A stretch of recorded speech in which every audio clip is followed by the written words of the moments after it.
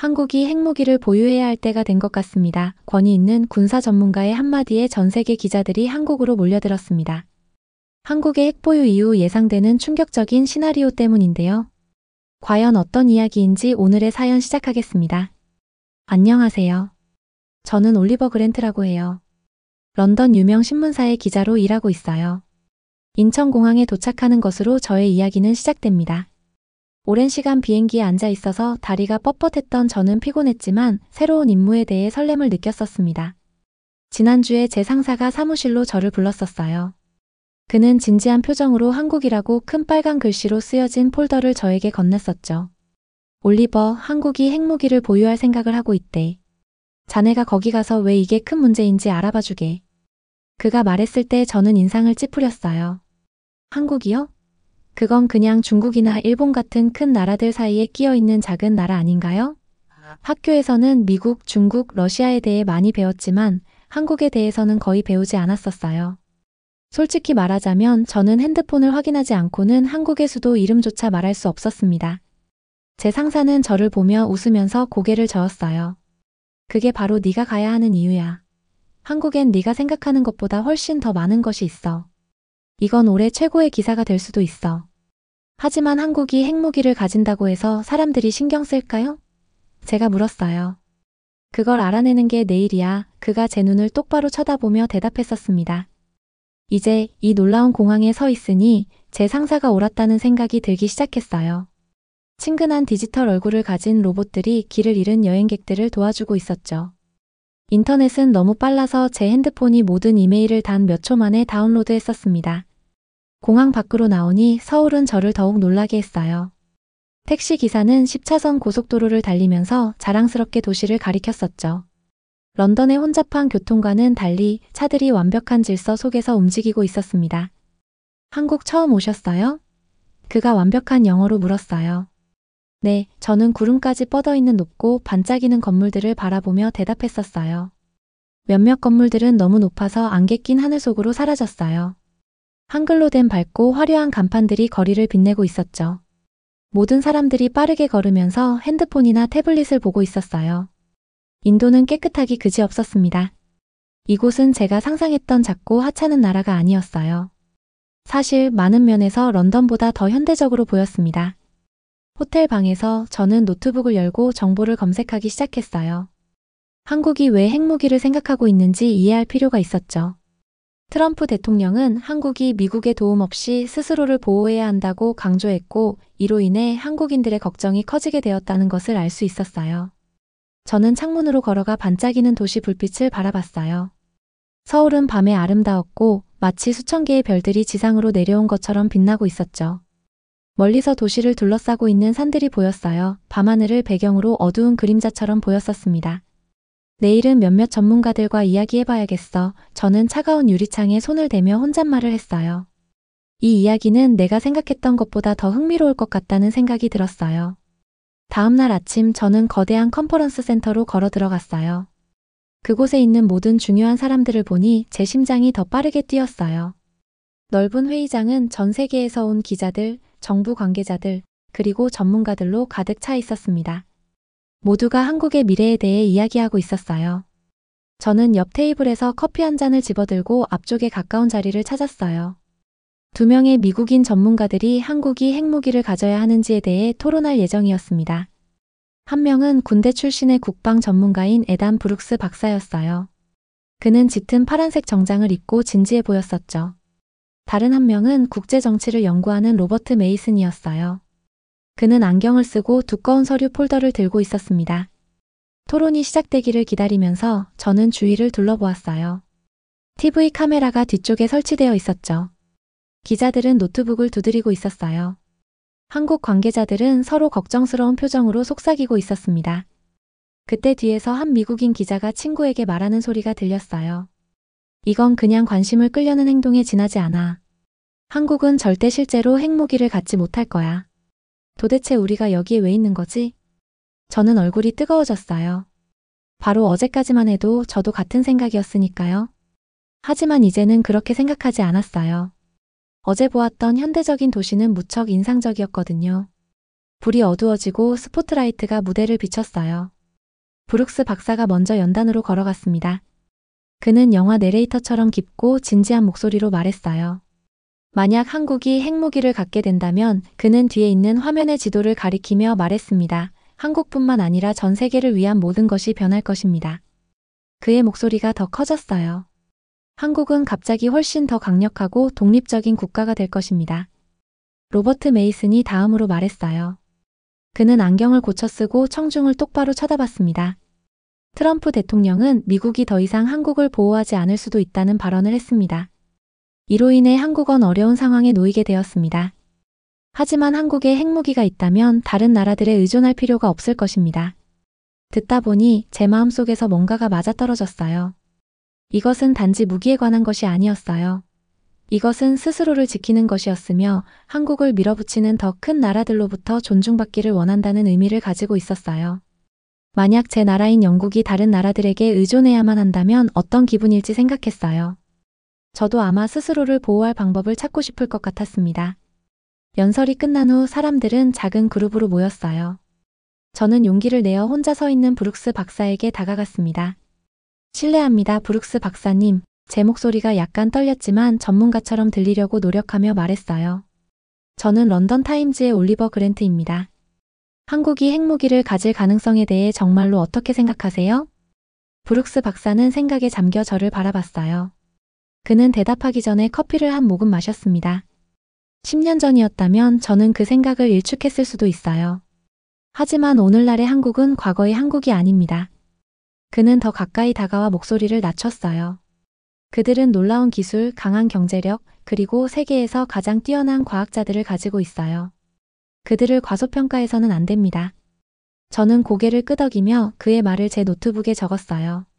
제가 발견하고 있는 한국은 제가 상상했던 것과는 매우 달랐습니다. 제가 글을 쓰기도 전에 제 이야기는 변하고 있었어요. 저는 혼자서 서울을 탐험해 보기로 했어요. 전문가들이 이야기하는 것만 듣는 것이 아니라 진짜 한국을 보고 싶었습니다. 상점들과 식당들, 카페들로 가득 찬 분주한 거리를 걸었어요. 제가 처음 들른 곳은 거대한 전자제품 상점이었어요. 안에서 저는 한 번도 보지 못했던 제품들을 발견했습니다. 책처럼 접히는 휴대폰, 종이처럼 얇은 TV, 집을 청소할 수 있는 로봇들. 런던에서는 우리가 최신 기술을 가지고 있다고 생각하지만 한국은 미래에 살고 있는 것 같았어요. 도와드릴까요? 점원이 물었어요. 그냥 구경 중이에요. 여기 모든 것이 놀라워요.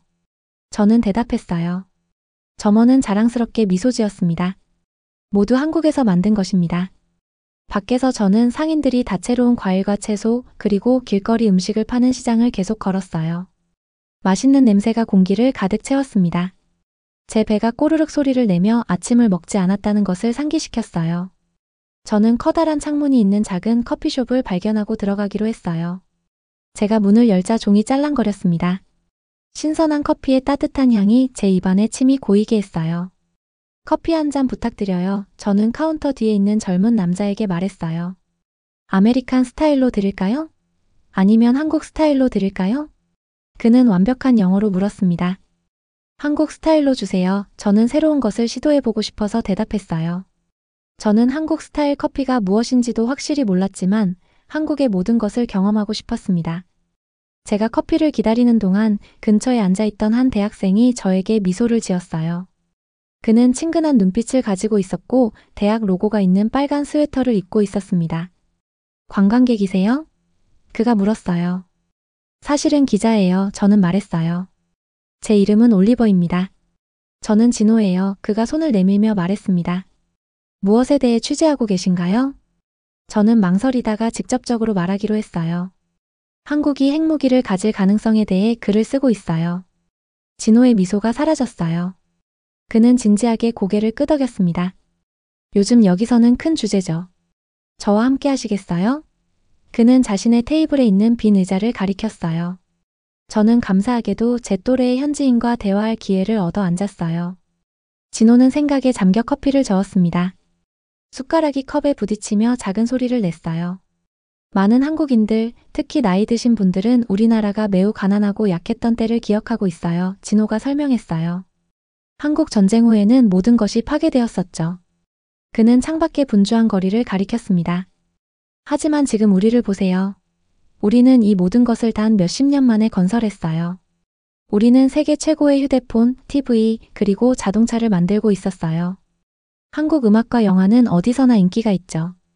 그가 말할 때 그의 눈은 자부심으로 빛났어요. 하지만 우리는 여전히 안전하다고 느끼지 못해요. 진호는 목소리를 더 낮추며 계속했습니다.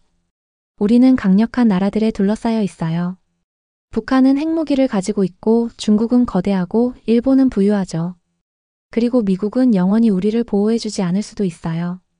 많은 한국인들은 핵무기를 보유함으로써 다른 나라들이 우리를 존중하게 될 것이라고 생각하고 있습니다. 저는 진호가 얼마나 열정적인지 놀랐어요. 한국인들이 이렇게 느끼는지 몰랐어요. 저는 제 무지함이 약간 부끄러워지며 인정했어요. 진호는 친절하게 미소 지었어요. 대부분의 외국인들은 그렇지 않아요. 그들은 여전히 한국을 가난하거나 중요하지 않은 나라로 생각하죠. 그들은 우리가 얼마나 발전했는지 깨닫지 못하는 경우가 많아요. 저는 진호에게 감사를 표하고 새로운 시각으로 서울을 계속 걸었어요. 저는 이전에 놓쳤던 것들을 알아차렸습니다. 사람들 얼굴에 나타난 자부심, 거리의 청결함, 어디에나 느껴지는 에너지까지도요. 내가 한국에 대해서 너무 몰랐구나. 공원에서 노는 아이들을 보기 위해 멈추면서 저는 혼자 생각했어요. 한국에는 제가 상상했던 것보다 훨씬 더 많은 것이 있었어요. 다음 날 아침 저는 컨퍼런스 센터로 돌아왔어요. 전날보다 더 붐볐어요. 카메라들이 뒷벽을 따라 늘어서 있었어요. 사람들은 마치 도서관에 있는 것처럼 조용히 말하고 있었죠. 모두가 한국이 핵무기를 갖게 되면 어떤 일이 일어날지 듣기를 기다리고 있었습니다. 저는 자리를 찾아 제 노트북과 3개의 날카로운 연필을 꺼냈어요. 저는 중요한 것을 놓치고 싶지 않았습니다. 에어컨이 너무 차가워서 저는 재킷을 가져왔으면 좋았을 텐데 하고 발았어요. 불이 어두워지고 브룩스 박사가 무대 위로 걸어 나왔습니다. 그의 뒤에는 화려한 차트와 지도가 있는 거대한 화면이 밝아졌어요. 객석은 완전히 조용해졌습니다. 오늘 저는 한국의 2가지 미래에 대해 이야기하고 싶습니다. 브룩스 박사가 시작했어요. 이 나라가 취할 수 있는 2가지 매우 다른 길이죠. 저는 앞으로 몸을 기울였어요. 심장이 더 빠르게 뛰었어요. 제가 궁금한 부분이었거든요. 첫 번째 시나리오에서는 한국이 성공적으로 핵무기를 개발하고 핵 강국으로 인정받게 됩니다. 그는 화면을 가리키며 설명했어요. 화면에는 강하고 자신감 있는 한국의 이미지가 보였습니다. 현대적인 도시들, 행복한 사람들, 그리고 강력해 보이는 군사 장비의 사진들이 지나갔어요. 이것은 한국에 더 많은 독립성을 가져다 줄 것입니다. 브룩스 박사가 계속했어요. 한국은 미국의 보호에 의존할 필요가 없을 거예요. 다른 나라들의 위협에 더 자신 있게 맞설 수 있을 겁니다. 저는 주위를 둘러보았어요. 많은 사람들이 고개를 끄덕이고 있었어요. 앞줄에 앉아있던 몇몇 한국 관계자들에게서 자부심이 느껴졌어요.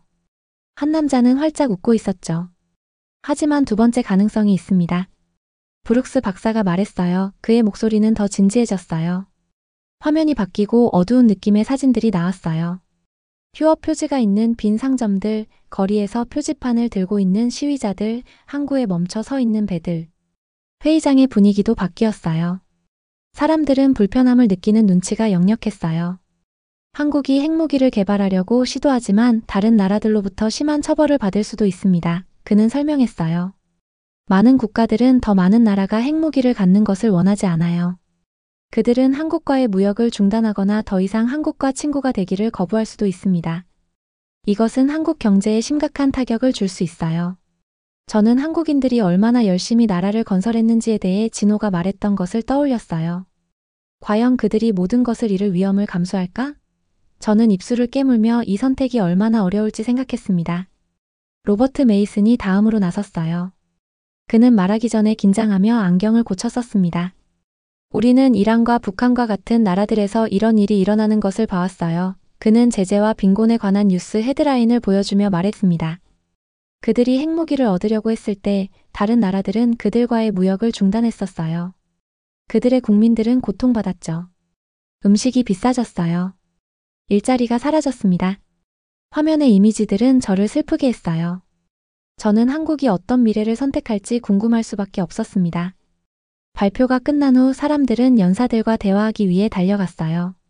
저는 군중을 뚫고 로버트 메이슨에게 다가갔습니다. 한국에 도착하기 전 저는 이곳이 글을 쓸 만큼 중요하지 않다고 생각했었어요. 하지만 지금은 생각이 바뀌었어요. 메이스는 저에게 미소를 지었어요. 그것이 바로 대부분의 외국인들이 실제로 한국에서 시간을 보낼 때 보이는 반응이에요. 그들은 이곳이 단지 어떤 작은 아시아 국가가 아니라는 것을 깨닫게 됩니다. 이곳은 경제 강국이자 문화 트렌드세터이며 기술적 리더입니다. 세계는 여기서 일어나는 일에 주목해야 해요. 저는 컨퍼런스 센터를 나와 밝은 오후 햇살 속으로 걸어갔어요. 제 눈이 빛에 적응하면서 눈을 찡그렸습니다. 저는 한국의 두 가지 가능한 미래에 대해 생각했어요. 저는 한국이 어떤 길을 선택할지 확신할 수 없었지만 이제 한 가지는 확실했어요. 한국이 결정하는 것은 전 세계에 큰 영향을 줄 것이라는 점이었습니다. 저는 한국의 성취에 대해 더 깊이 파고들기로 했어요. 제 상사는 핵무기에 관한 이야기를 요청했었지만 저는 한국을 특별하게 만드는 것이 무엇인지 이해하고 싶었어요. 마침 다음 일정이 삼성전자 방문이었어요. 삼성전자 본사에 들어서자 건물은 거대했고 모두 유리와 강철로 되어 있어서 마치 우주 로켓처럼 하늘을 향해 뻗어 있었어요. 박소영 과장님이 입구에서 저를 친절하게 맞아주었어요. 삼성에 오신 것을 환영합니다. 그녀는 밝은 미소로 말했어요. 우리는 한국의 가장 큰 회사입니다. 안에서는 흰 실험복을 입은 엔지니어들이 종이처럼 접히는 새로운 휴대폰과 제 지갑보다 작은 컴퓨터를 보여주었어요. 한 연구실에서는 과학자들이 수술을 할 수 있는 로봇을 개발하고 있었습니다. 이것들은 사람들의 생활 방식을 바꿀 거예요. 박소영 과장님이 자랑스럽게 설명했어요. 그리고 이것들은 바로 여기 한국에서 설계되고 만들어지고 있습니다. 미국이나 일본이 아니라요? 저는 놀라서 물었어요. 그녀는 웃었습니다. 아니요, 바로 여기서요. 한국은 이제 많은 기술 분야에서 세계를 선도하고 있어요. 삼성전자 방문은 정말 인상적이었어요. 다음 날 제가 방문한 곳은 세계에서 가장 큰 배를 건조하고 있는 한국 조선소였어요. 배들은 건물만큼 높고 세 개의 축구장을 이어놓은 것보다 더 길었습니다.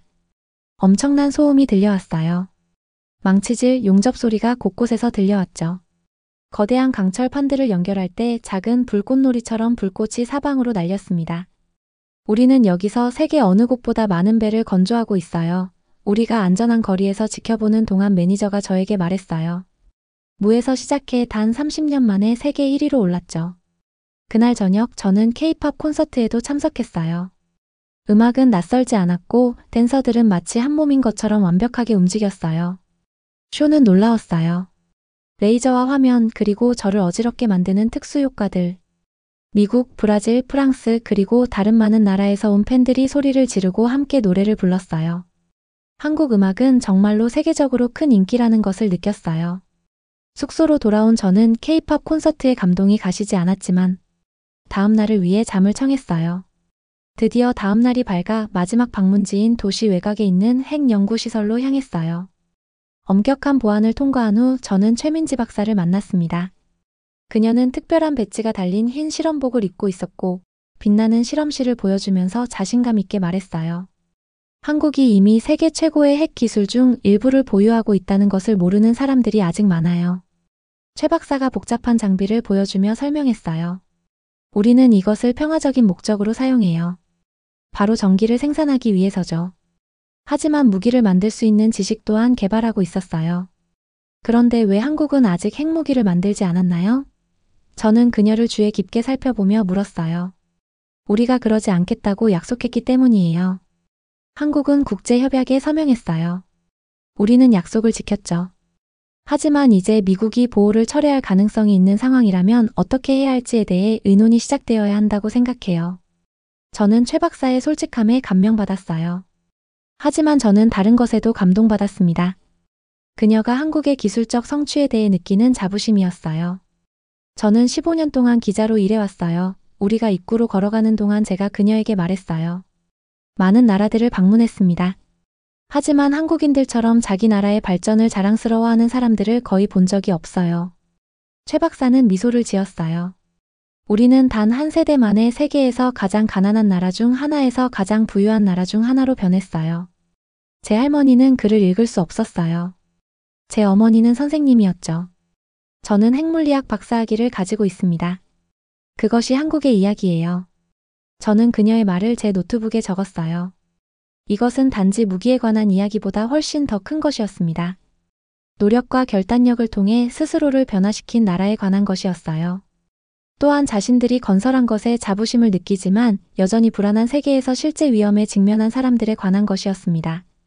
제 기사는 마음속에서 쓰여지고 있었고 그것은 제가 처음 도착했을 때 계획했던 것과는 매우 달랐어요. 한국에서의 마지막 날, 저는 제 호텔 근처 공원의 나무 벤치에 앉았어요. 아침 햇살이 벚꽃 나무들 사이로 걸러져 바닥에 빛과 그림자의 패턴을 만들고 있었습니다. 저는 가족들이 함께 토요일 아침을 즐기는 모습을 지켜봤어요. 아이들은 웃으며 다채로운 놀이기구에서 서로를 쫓아다니고 있었죠. 부모님들은 가끔 고개를 들어 아이들을 확인하면서 스마트폰을 스크롤하고 있었어요. 근처 벤치에서는 노인분들이 대화를 나누고 계셨고 몇 분은 바둑이나 장기를 두고 있었습니다. 분홍색 드레스를 입은 작은 여자아이가 아이스크림 콘을 떨어뜨리고 울기 시작했어요. 그녀의 어머니는 재빨리 무릎을 꿇고 눈물을 닦아주고 새 아이스크림을 사주었습니다. 그들은 손을 잡고 걸어가며 둘 다 다시 미소를 짓고 있었어요. 이런 작은 순간들은 전 세계 공원에서 볼 수 있는 일들이에요. 사람들은 어디서나 똑같아서 가족들의 안전과 행복을 원하고 있죠. 저는 한국에서 보낸 일주일 동안 배운 모든 것에 대해 생각했어요. 처음 도착했을 때 저는 한국을 중국이나 미국 같은 더 큰 나라들 사이에 끼인 작은 나라로만 봤었습니다. 너무 잘못 생각했었어요. 한국은 약하거나 중요하지 않은 나라가 아니었어요. 자신만의 정체성과 놀라운 성취를 가진 강력한 국가였습니다. 제 주머니 속 전화기가 울렸어요. 제 상사의 메시지였습니다. 기사는 어떻게 진행되고 있어? 여전히 한국이 중요하지 않은 작은 나라라고 생각해? 저는 미소 지으며 답장을 보냈어요. 제가 완전히 잘못 생각했었어요. 이것은 단지 핵무기에 관한 것이 아닙니다. 열심히 일해서 스스로를 변화시킨 나라에 관한 것이에요. 또한 자신들이 건설한 것에 자부심을 느끼지만 여전히 불안한 세계에서 실제 위험에 직면한 사람들에 관한 것입니다. 제가 지금까지 다룬 가장 중요한 이야기 중 하나예요. 파란색 교복을 맞춰 입고 함께 웃고 있는 학생들 그룹이 저를 지나갔어요. 그들의 선생님은 다른 나무들을 가리키며 자연에 대한 무언가를 가르치고 계셨습니다. 저는 그들의 미래가 어떨지 궁금했어요.